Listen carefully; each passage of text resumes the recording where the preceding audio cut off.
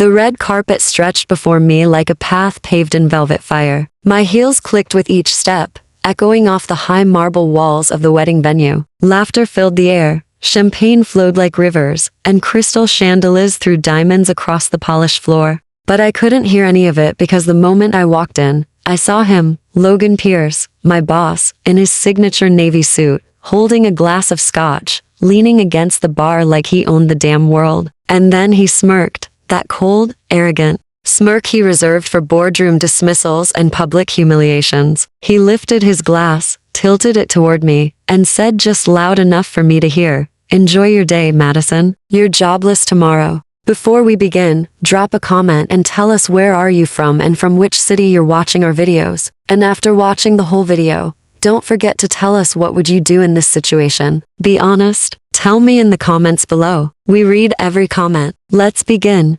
I blinked. My heart didn't skip a beat. It slammed into a wall. I clenched my bouquet tighter, the white roses creaking under pressure. He didn't look away. He didn't flinch. He just stood there sipping, watching me crack. I wanted to scream. Not today. Not on my wedding day. I turned away fast. Guests were still smiling, taking their seats. My mother waved me toward the aisle. The string quartet had just started playing the opening notes, but I didn't move. I pulled out my phone, opened the last message from Logan Pierce. "Let's call it your final celebration. You're done Monday." No explanation, no reason. After 5 years of breaking my back for that man, this was how it ended. I shoved the phone into my clutch and walked straight up to the man who was about to become my husband. Ethan. God, he looked stunning. Black tux, slightly loosened collar, soft smile that turned my rage into steam. But the moment he saw my face, he frowned. "What's wrong?" I didn't speak,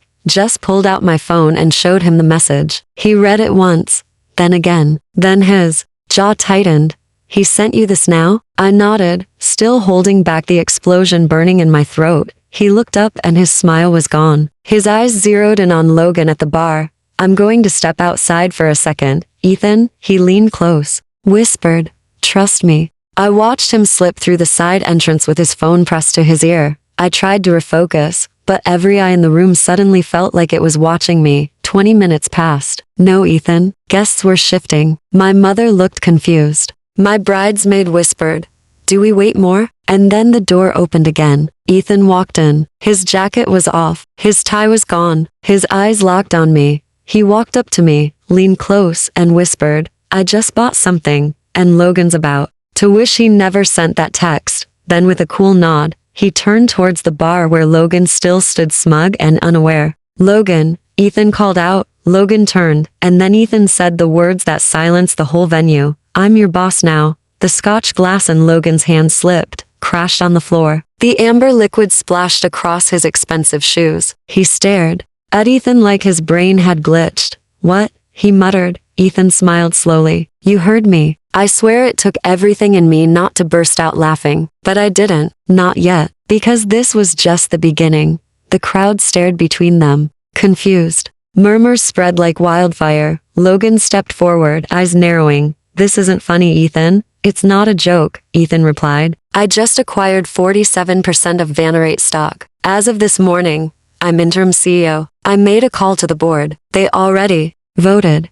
He turned to me. "And your job is safe, Madison, unless you decide to fire him." I didn't move, but Logan did. He charged forward, grabbing Ethan's arm. "This is insane. You think you can just walk in?" "And I think I can," Ethan said calmly. "And I did. Now I'd advise you to leave. You're not invited anymore." Logan's voice shook. "You don't understand how this works." "I understand exactly how it works," Ethan cut him off. "I've been watching you humiliate her, gaslight her, overwork her. She wouldn't say anything, but I would, and I just did." Logan's mouth opened. No sound came out. The crowd, now fully silent, watched as my boss turned pale, looked at me, and realized his reign was over. I walked forward slowly. "You wanted me jobless," I said coldly. "Congratulations, you just made yourself obsolete." Then I turned to Ethan. "Let's get married." The room exploded. Applause, laughter, and Logan, humiliated, walked out, slipping slightly on the scotch he spilled.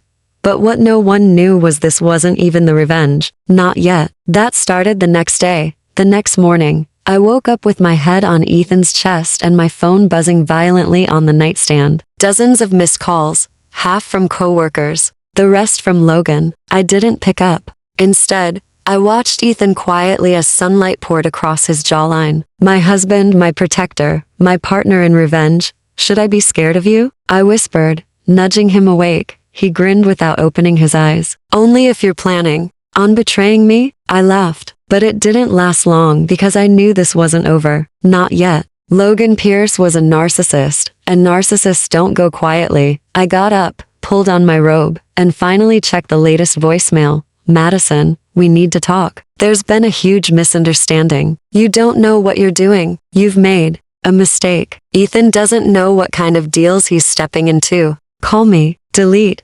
I know things about Vanratech Madison. Real things. If Ethan thinks he owns me, he's about to find out the cost. Delete. I turned and looked at Ethan, who was now scrolling through something on his phone. Calm. Focus, too. Calm.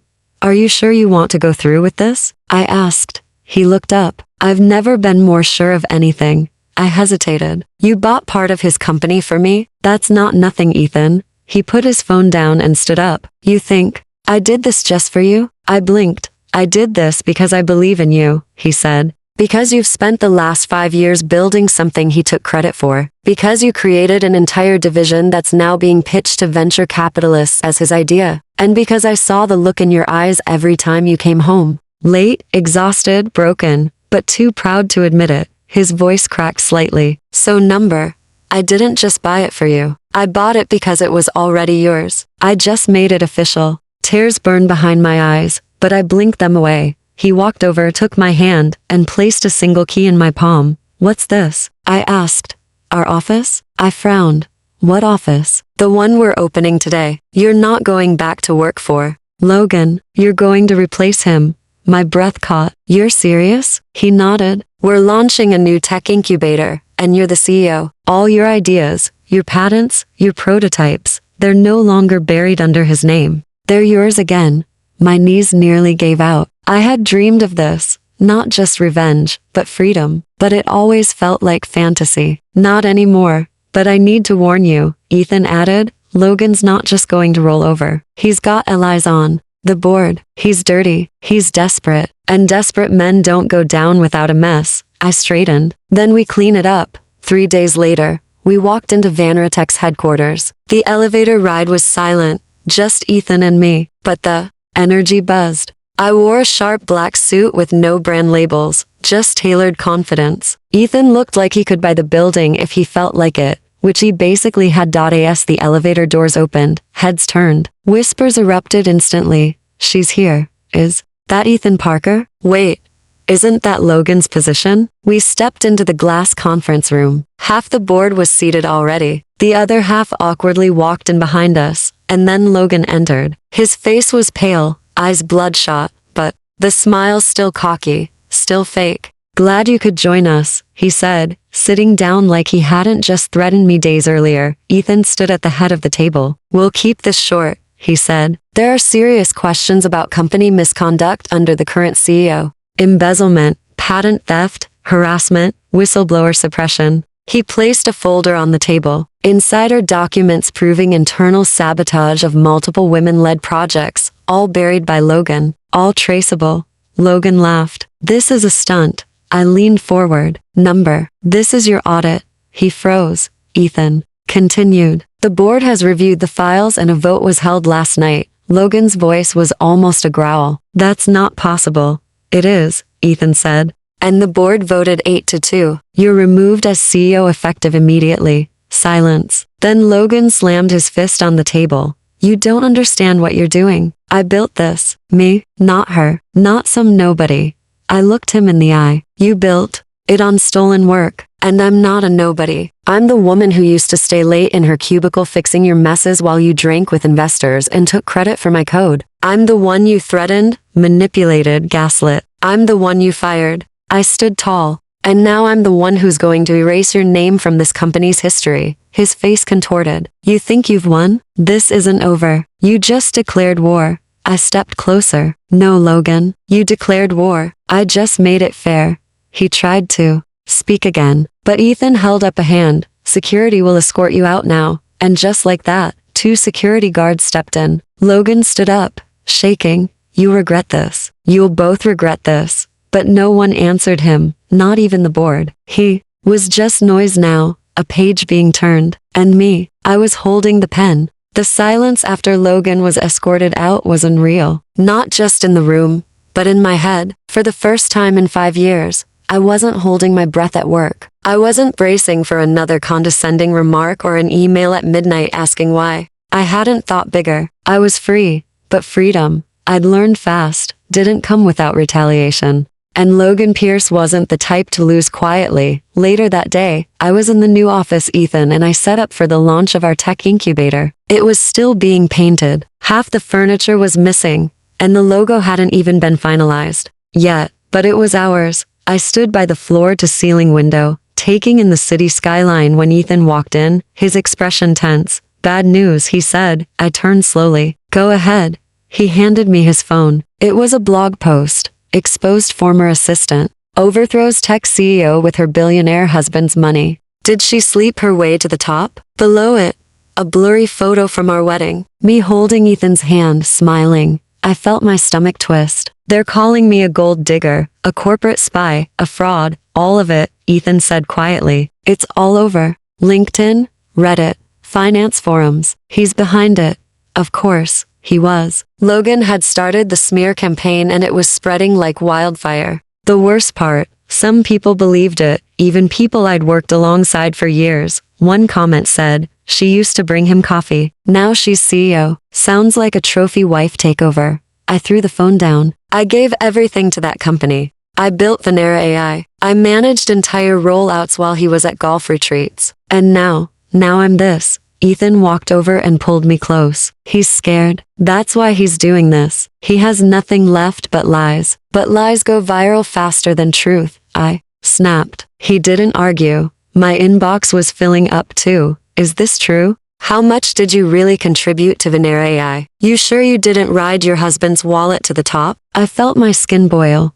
You want to know what hurts? I whispered. They didn't question him when he stole my code. They praised him. But the moment I rise, they ask who I slept with to get here. Ethan's jaw clenched. Then let's give them a reason to shut up. He picked up his phone and made a call. To who? I asked. To a lawyer who specializes in corporate defamation and cyber sabotage. But by nightfall, Logan had made his next move. A former intern posted a fake tell-all on a burner site claiming she saw me steal internal prototypes and delete code to sabotage Logan's work. It was all fake, but the story got picked up by an online tech mag desperate for drama. It spread like blood and water. The next morning, I walked into our new office and found 2 of the junior developers gone. Where's Ava and Travis? I asked.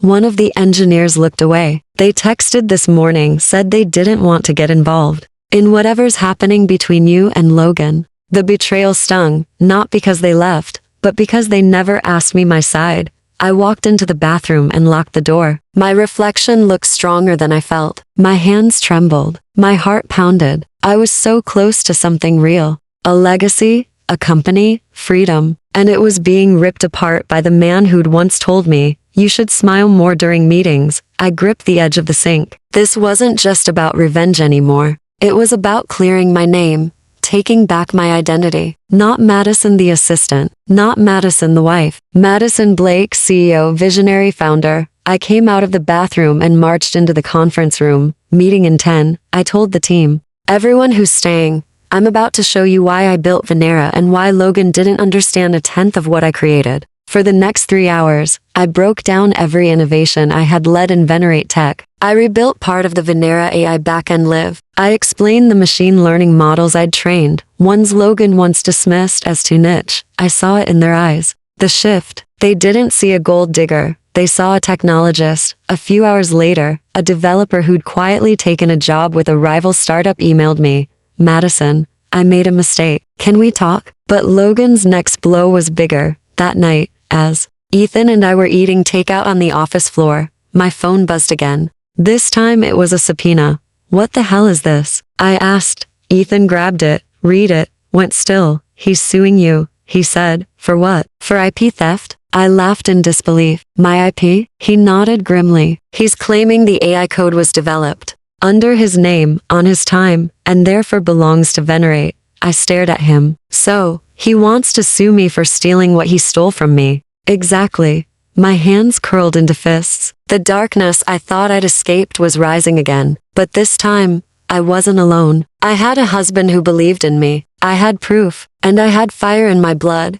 You want war? I whispered. Then I'll give you war. And this time I won't hold back. By morning, the headline was everywhere. Venerate sues former executive for AI theft. $30 million lawsuit filed against Blake Incubator. My name was trending. Not because I'd done something wrong, but because Logan wanted the world to think I had. That's when I realized something. Logan didn't care about winning the lawsuit. He only cared about destroying my reputation before the truth could catch up to him. But what he didn't know was that I'd been recording everything. See, Logan was sloppy, too arrogant to hide the breadcrumbs. I'd kept receipts, emails, voice memos, meeting logs. Even that time he drunkenly admitted over Slack that he used my algorithm draft to build his newest innovation. I looked at Ethan, who sat across the room on a video call with our legal team. His expression was hard, focused. He wasn't just helping me anymore. He was defending me like I was his empire.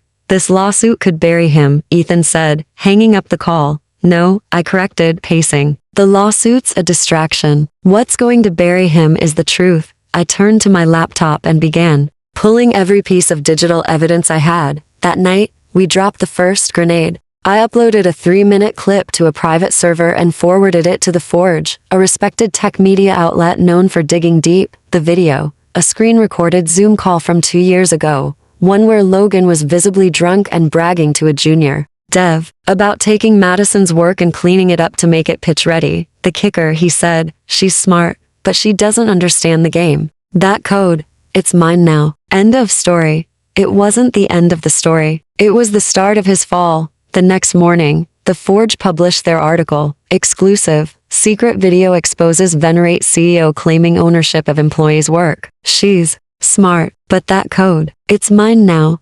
Comments exploded. By noon, hashtags like hashtag Justice for Madison and hashtag Pierre Seplagi Arrest were trending, and by 2:00 p.m., Veneer stock dropped 13. I sat back in my chair as Ethan read the article aloud, grinning. They just called Logan the Elizabeth Holmes of machine learning. I cracked a smile, but I wasn't done. That same day, I hosted a live stream, just me in a blazer. No PR team, no fluff. I titled it, Let Me Tell You What Really Happened. 35. Oh, people tuned in. I didn't cry. I didn't scream. I spoke clearly, calmly, like a woman who had nothing left to prove. I spent 5 years at Veneer Tech. I created Venera AI's original backend. I built the adaptive memory framework. I personally patched 3 major cybersecurity holes no one noticed. And I never once received proper credit. Instead, I was told to tone it down. I was told, you're not the face of the company. I was told to wait my turn. I held up the subpoena, and now I'm being sued for stealing my own work.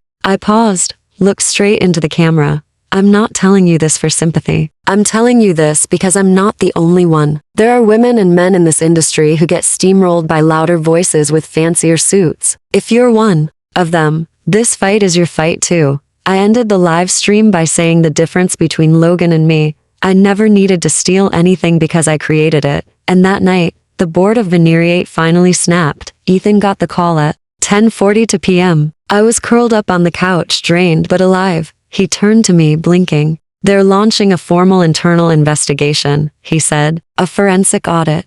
I sat up. What?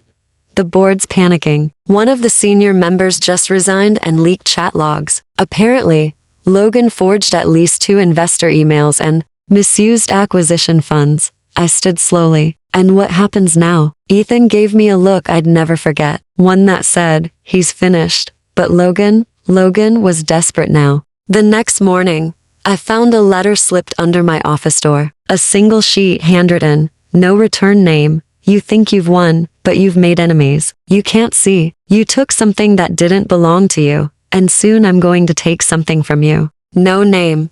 But I knew that handwriting. It was Logan's. I sat frozen for a second. Then I picked it up, walked into Ethan's office, and dropped the letter on his desk. He read it, then picked up his phone. "We're hiring private security," he said. "Today." But even with security in place, I couldn't sleep. Not because I was scared of Logan, but because I knew what he was like when cornered. He didn't just strike back. He went for blood. And I had a sinking feeling that whatever he planned next wouldn't just be corporate, it would be personal. 2 days after the threat letter, I received another call. This time, it wasn't from a lawyer. It was from the investigative journalist I'd worked with. "Madison, we just got something." "What is it?" I asked. She hesitated. "It's audio." One of Logan's ex-assistants recorded a conversation from last year. He admitted to paying a reviewer to sabotage your patent application. I froze. "That's a felony," I said quietly. "Exactly," she replied. "We're running the full story at 6 p.m. I hung up and looked out the window. Ethan walked in holding coffee. "You okay?" I nodded. "He's done for real this time." 6:00 p.m. The news hit like an earthquake. Logan Pierce caught on tape bribing patent reviewer. FBI involvement confirmed. Venerate board issues immediate statement. CEO facing criminal charges. And just like that, the empire collapsed. By 7:00 p.m., Logan's face was on every screen. Red-eyed, hiding from reporters, surrounded by agents in suits. By 8:00 p.m. my phone buzzed again. It was his ex-wife. A single message. "Thank you for finally finishing what I never could." I stared at it for a moment, then exhaled. 3 weeks later, I stood on the stage of our incubator's first public launch. No spotlight, no fancy theatrics, just real innovation, real work, real people. I looked out at the room, developers, journalists, young women in tech who'd messaged me saying, "You gave me courage." And for the first time, I didn't feel like I had to prove anything. I just spoke from my heart. No one handed me this position. I fought for it, bled for it, was almost destroyed for it. But here I am, and I'm not leaving. Applause broke out, and in the back of the room I saw Ethan, hands in pockets, watching with that same quiet pride. Later that night he pulled me into his arms on the rooftop. "Still feel like jobless Madison?" he teased. I smiled. "Number I feel like Madison, the woman who burned an empire and built her own." He kissed my forehead, and below us the city lights flickered, but none were brighter than the fire I'd kept alive. The one Logan tried to extinguish. He lost everything trying to silence me.